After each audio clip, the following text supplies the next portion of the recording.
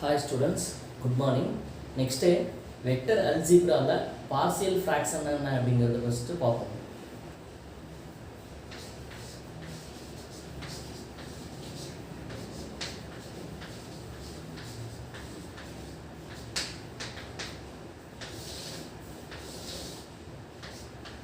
first கொடுத்திருக்கக்கூடிய function நியூமரேட்டர்ல ஒரு function f of x அப்படிங்கற ஒரு ஃபங்க்ஷன், டினாமினேட்டர்ல ஒரு ஃபங்க்ஷன் g of x அப்படிங்கற ஒரு ஃபங்க்ஷன்.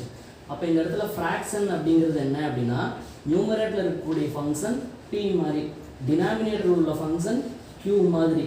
அப்ப இது என்ன ஃபார்மேட்ல இருக்கு அப்படினா p/q ங்கற ஃபார்மேட்ல இருக்கு. அதுக்கு பேர் தான் என்ன அப்படினா fraction அப்படிங்கிறது அதுக்கு மீனிங்.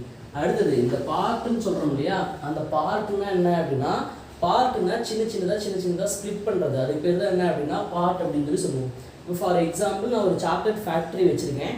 அந்த சாக்லேட் ஃபேக்டரியில என்கிட்ட எவ்வளவு இருக்கு அப்படின்னா ஒரு 50 kg பெரிய கட்டி மாதிரி இருக்கு. என்கிட்ட என்ன பண்றாங்க அப்படின்னா 4-5 பேக்கரி வந்து என்கிட்ட ஆர்டர் எடுக்கிறாங்க. அப்படி ஆர்டர் எடுக்கும்போது உங்களுக்கு நான் என்ன பண்றேன் அப்படின்னா பெரிய கட்டியா நான் உங்களுக்கு கொடுக்காம சின்ன சின்னதா என்ன பண்றேன் அப்படின்னா ஸ்ப்ளிட் பண்ணி நான் கொடுக்குறேன். அவங்க எவ்வளோ ஆர்டர் கேட்குறாங்களோ அந்த அளவுக்கு நான் ஸ்ப்ளிட் பண்ணி கொடுக்குறேன் நான். ஓகேங்களா? அப்போ இதுதான் என்ன அப்படின்னா பார்ஷியல் அப்படின்னாவே ஸ்ப்ளிட் பண்ணுறதா அப்படிங்கிறது அதுக்கு மீனிங். அதான் அப்போ பாருங்க, இந்த இடத்துல எங்கிட்ட எவ்வளோ இருக்குது அப்படின்னா ஒரு 50 kg இருக்கு.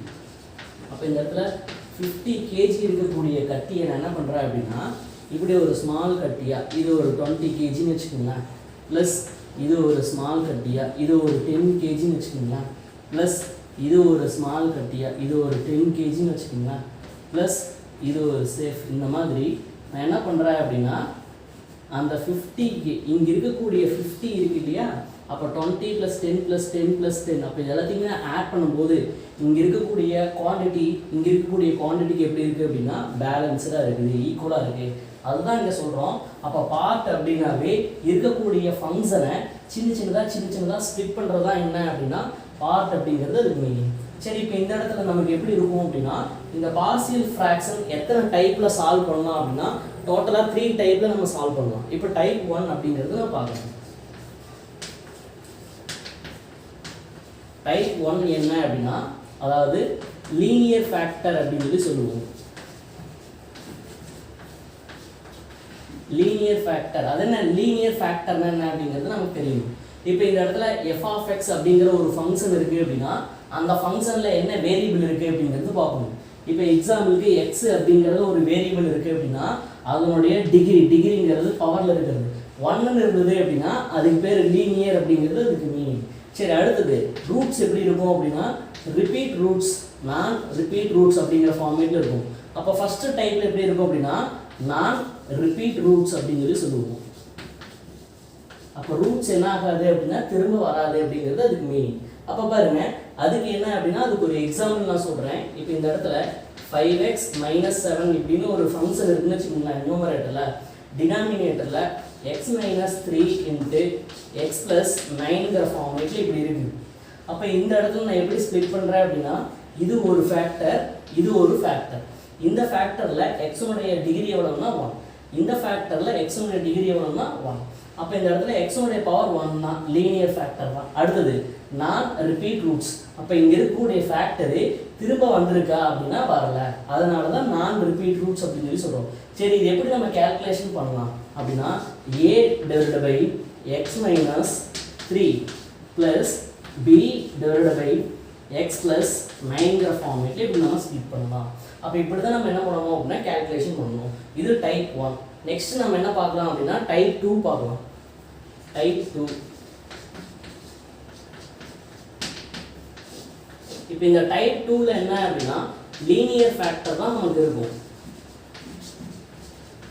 அந்த ஃபங்க்ஷனில் எக்ஸுங்கிறதான் வேரியபிள் அப்படின்னா அப்போ அந்த எக்ஸனுடைய பவரில் எவ்வளோ இருக்கும் அப்படின்னா 1 தான் இருக்கும். அடுத்தது ரூட்ஸ் எப்படி இருக்கும் அப்படின்னா ரிப்பீட் அப்படின்னு சொல்லி சொல்லுவோம். அப்போ ரூட்ஸ் என்ன ஆகிட்டே இருக்கும் அப்படின்னா திரும்ப வந்துகிட்டே இருக்கும் அப்படிங்கிறது அதுக்கு மீனிங். அதனால தான் நம்ம ரிப்பீட் ரூட்ஸ் அப்படின்னு சொல்லி சொல்கிறோம். அதுக்கு ஒரு எக்ஸாம்பிள் என்ன அப்படின்னா 5x - 7 / x - 3 whole square × x + 9. அப்போ பாருங்க, இங்கே எக்ஸனுடைய டிகிரி எவ்வளவு அப்படின்னா 1 தான், எக்ஸனுடைய டிகிரி எவ்வளவுனா 1 தான். ஆனால் இந்த ஃபேக்டர் எத்தனை டைம்ஸ் வந்துருக்கு அப்படின்னா 2 டைம்ஸ் வந்திருக்கு. அப்போ 2 டைம்ஸ் வர்றதுனால தான் இது என்ன ஆகுது அப்படின்னா ரிப்பீட் அப்படின்னு சொல்லி சொல்கிறோம். அப்போ இது எப்படி நம்ம கேல்குலேஷன் பண்ணுறோம்? a divided by x minus 3 whole power 1 plus b divided by x minus 3 whole power 2 plus c divided by x plus 9ங்கிற ஃபார்மேட்டில் இப்படி நம்ம எடுக்கணும். அப்போ பாருங்க, இப்போ இந்த இடத்துல பவர் 2 இருக்கனால பவர் 1 பவர் 2 அப்படிங்கிற மாதிரி ஸ்ப்ளிட் பண்ணுறோம். இப்போ எக்ஸாம்பிளுக்கு இந்த இடத்துல பவர் 5 இருக்குன்னு வச்சுக்கோங்களேன். அப்போ அது எப்படி எழுதுறது? a divided by power 1 plus b divided by power 2 plus c divided by power 3 plus 4 d divided by power 4 plus e divided by power 5 அந்த மாதிரி பவர் எவ்வளவு இருக்கோ அவ்வளோ ஃபேக்டர் நம்ம எக்ஸ்டெண்ட் பண்ணிக்கிட்டே போகணும். ப்ளஸ் அடிஷ்னலாக வேறு ஏதாவது ஃபேக்டர்னா அந்த ஃபேக்டரை எழுதணும். இது டைப் 2. நெக்ஸ்ட் என்ன அப்படின்னா டைப் 3.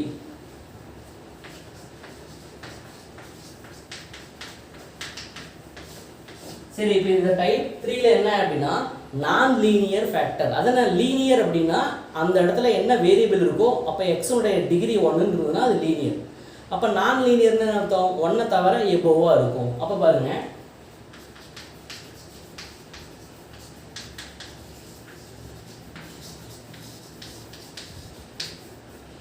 நெக்ஸ்ட்டு அடுத்தது இந்த இடத்துல ஒரு குவாட்ரடிக் ஃபங்க்ஷன் இருக்கும். அதாவது ax² + bx + c அப்படிங்கிற ஒரு குவாட்ரடிக் ஈக்குவேஷன் இருக்கும். இந்த குவாட்ரடிக் ஈக்குவேஷன் என்ன பண்ணுற அப்படின்னா ஃபார்முலா யூஸ் பண்ணி ஸ்ப்ளிட் பண்ணுறேன். அப்படி ஸ்ப்ளிட் பண்ணும்போது நமக்கு எப்படி இருக்கும் அப்படின்னா நோ ரியல் ரூட்ஸ் அப்படின்னு சொல்லி சொல்லுவோம். அப்போ நமக்கு ரியல் ரூட்ஸ் கிடைக்காது. அப்போ வேறு என்னதான் கிடைக்கும்? அப்போ அந்த இடத்துல என்னவா இருக்கும் அப்படின்னா காம்ப்ளெக்ஸ் ரூட்ஸாக இருக்கும்.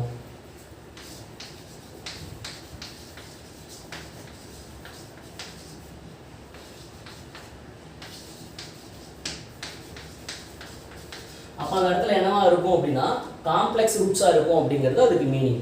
அப்போ அந்த ஃபார்மேட்டில் இருக்கனால தான் நம்ம என்னன்னு சொல்லி சொல்கிறோம் அப்படின்னா டைப் 3 அப்படின்னு சொல்லி சொல்கிறோம். சரி, அதை எப்படி நம்ம எக்ஸ்பேன்ஷன் பண்ணி எழுதுறது?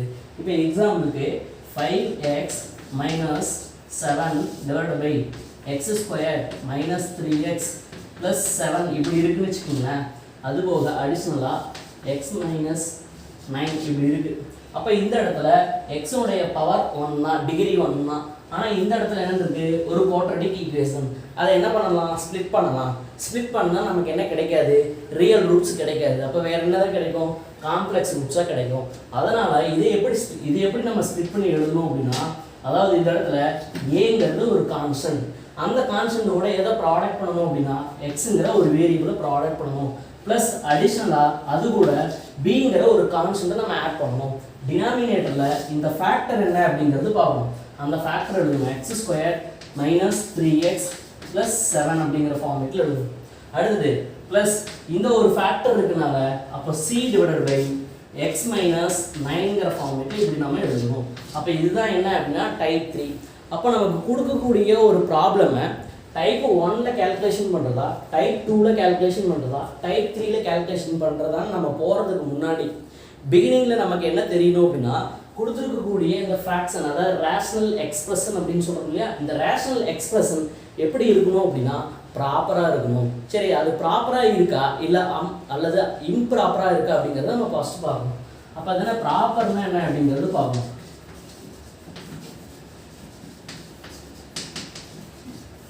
சரி, இந்த ப்ராப்பர் ஃபங்க்ஷன் சொல்கிறோம்ல அப்படின்னா என்ன அப்படிங்கிறது பார்க்கணும். இப்போ பாருங்கள், நியூமரேட்டரில் ஒரு ஃபங்க்ஷன் f(x) அப்படிங்கிற ஒரு ஃபங்க்ஷன், டினாமினேட்டரில் ஒரு ஃபங்க்ஷன் g(x) அப்படிங்கிற ஃபங்க்ஷன்.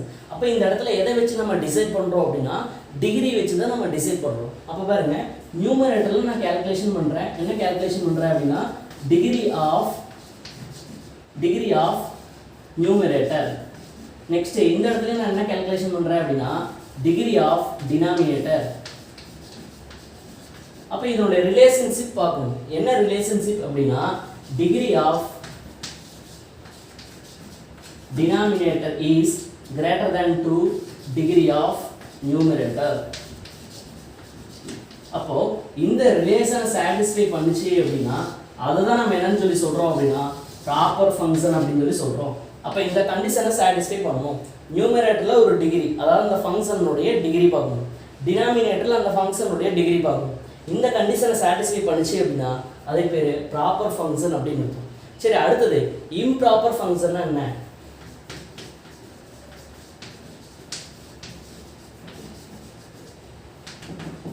இம்ப்ராப்பர் ஃபங்க்ஷன்னா என்ன? இந்த இம்ப்ராப்பர் ஃபங்க்ஷன்ல நமக்கு எத்தனை கேஸ் இருக்கு அப்படின்னா 2 கேஸ் இருக்கு.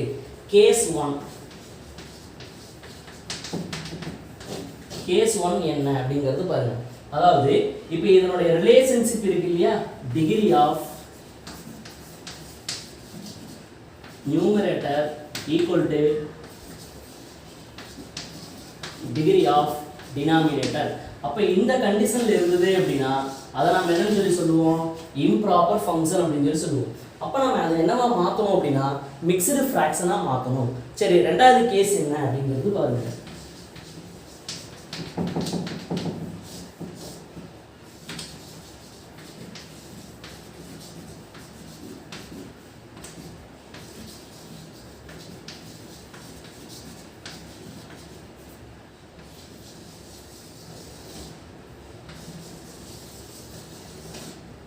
பாருங்க, கேஸ் 2 என்ன அப்படின்னா degree of numerator is always greater than 2 degree of denominator. அப்போ இந்த 2 கேஸ்ல இருந்ததுனாலும் அதை நம்ம என்னன்னு சொல்லி சொல்றோம்? இம்ப்ராப்பர் ஃபங்க்ஷன் அப்படின்னு சொல்லி சொல்றோம். அப்போ இம்ப்ராப்பர் ஃபங்க்ஷன் இருந்ததுன்னா நம்மளால சொல்யூஷன் கால்குலேஷன் பண்ண முடியுமா? அதாவது இந்த மாதிரி ஸ்ப்ளிட் பண்ண முடியுமா அப்படின்னா முடியாது. அப்போ நம்மளால எப்போ முடியும்? அதை என்னவா மாற்றணும் அப்படின்னா மிக்ஸ்டு ஃப்ராக்ஷனாக மாற்றணும். அப்போ இப்படி இருக்கிறத என்னவா மாற்றணும் அப்படின்னா மிக்ஸ்டு ஃப்ராக்ஷன்.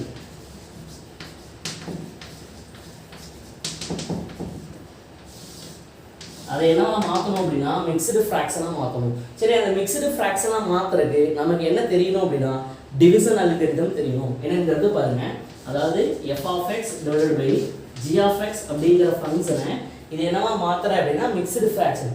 அது மாற்றுறதுக்கு நமக்கு என்ன வேணும் அப்படின்னா டிவிஷன் அல்காரிதம். அதனால் டிவிஷன் அல்காரிதம் என்ன அப்படிங்கிறது பாருங்க.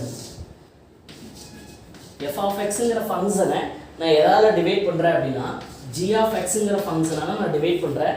அப்போ நியூமரேட்டரில் ஒரு ஃபேக்டர் கிடைக்கும். அதை நான் என்னன்னு சொல்கிறேன் அப்படின்னா quotient, that is quotient of X.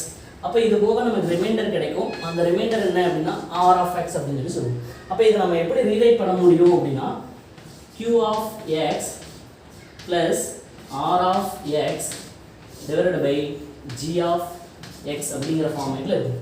அப்போது இந்த மாதிரி இம்ப்ராப்பர் ஃபங்க்ஷனாக இருக்கிறத நான் மிக்ஸ்டு ஃப்ராக்ஷனாக இப்படி மாற்றிட்டேன். அப்போ இது என்ன, இது ஒரு பார்ட்டு தனியாக ஸ்ப்ளிட் ஆயிடுச்சு.